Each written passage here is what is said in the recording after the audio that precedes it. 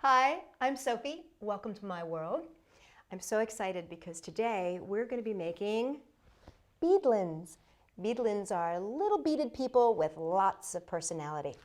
Now, to make your basic beadlin, you just need a few things. You need some pipe cleaners. You might find them in the stores called chenille stems, cut to 6 inches in length. You're going to need 3 of those, and you just need an assortment of beads. Now, in your assortment of beads, make sure that you have at least 1 big bead. That's going to be your head. Now, if you are lucky, you might find these little beads at your craft store.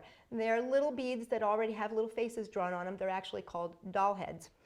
But I was really lucky, and the ones that I'm going to use, I went to this thrift store and I found this 60s beaded curtain, and I was able to get it for $2.50. And what I ended up doing is I just cut it apart and I got like 1,000 beads out of it. So for $2.50 I got this massive number of beads. Okay, so what I've done is I've drawn a little face on my bead with a Sharpie pen. And now it's time to make my beadlin. So I'm going to take 2 of my chenille stems, I'm going to place them together just like this, side by side, and I'm going to slide my little head right up and over the top of both of them. Very important. Now, this is where your hair comes into place. You can have short hair or long hair or medium length hair. It's up to you. But whatever you want to do with your hair, you're just going to fold it over just like that. That's going to lock your bead in place so that it's not going to go anywhere. Now I need a neck. So I'm going to use a pony bead. Pony beads are great because they have a larger hole and they slide over doubled chenille stems really easily. So there we go. I've got my neck. Now I'm going to add my arms. I need that 3rd chenille stem. I'm going to place it right underneath that neck bead on top of the other chenille stems, just like that. And I'm going to take my finger, I'm just going to wrap it once around, just like that. And there you go, the starts of your basic beadlin. Now we need a torso. So for the torso, I'm going to actually use a bigger bead here that I've got. I love these beads. They're so brightly colored. Isn't that great? Ooh, a little top heavy, this one. Okay, and I'm going to give her some hips. I've got these square beads here. I'm going to give some hips. And now once you've got that done, you're just going to take your chenille stems and go, and look what you got, legs. Now, for me, I love using just regular drinking straws and cutting them into 1.5 inch pieces. These make amazing beads, especially for little kids. So I'm going to slide one of those on, and then I think I'm going to give him a star for a kneecap.